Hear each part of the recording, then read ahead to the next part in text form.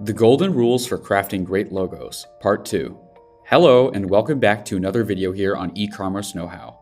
We are back with another video on logo design. This one is the second part of the video where we talk about the golden rules of logo design.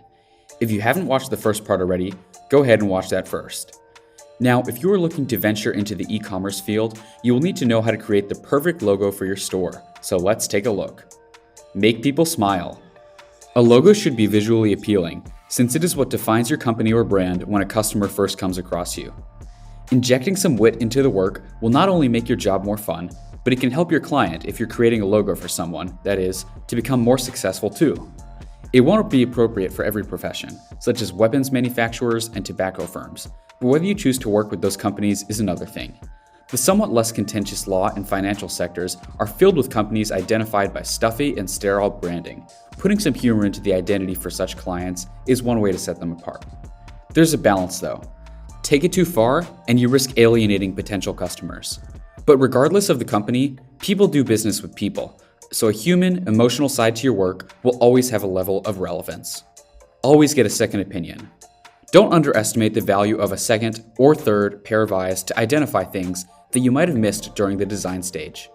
Once you've worked up your logo design concept, always make the time to sense check it for unforeseen cultural misunderstandings, innuendos, unfortunate shapes, and hidden words and meanings. Many design studios advocate pinning work in progress up on the walls to enable constant peer review.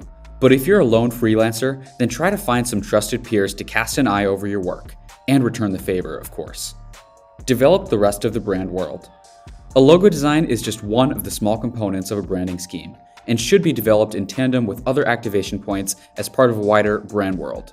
This term is integral to the branding process at London agency Someone, and as co-founder Simon Manship sets out in the video interview with Computer Arts Magazine, it's much better to achieve coherence between different elements than simply consistency. Consistency is solitary confinement, the same thing every day, he laments. Cohesive is different, a more flexible, smarter way of doing things. Consider how to bring it alive. In the modern branding marketplace, a static logo that sits quietly in the corner of a finished piece of design work is often not enough. Consider how your logo design could come alive in motion for digital applications and collaborate with animation or motion graphic specialists if necessary to explore its potential. Here are a couple of examples of logos brought to life through animation. Firstly, Function Engineering by Sagmeister and Walsh, which adds a playful, Meccano-like twist to the mark. Note that Sagmeister and Walsh is no more.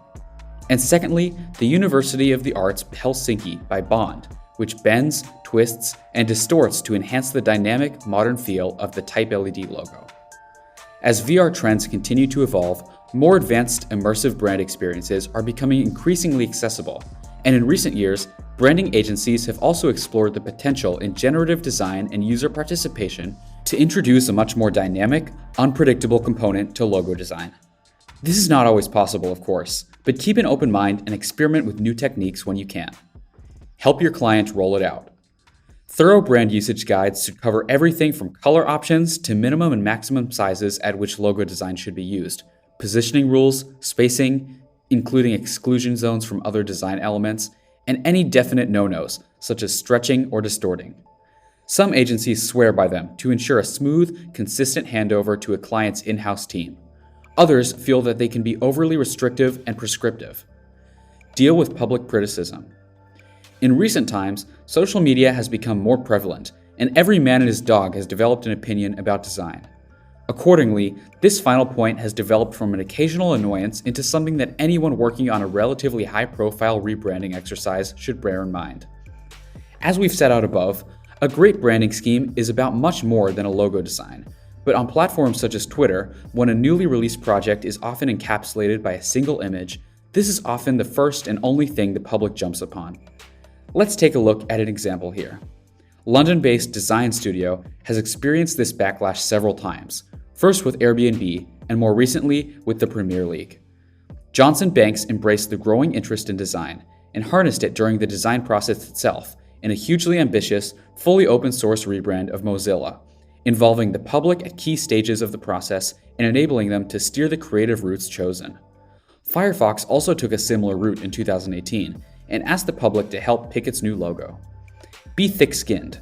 take valuable feedback on board, and let the rest wash over you. So those were all the principles to logo design that we covered in today's video. Hope you enjoyed the video. Thanks for watching.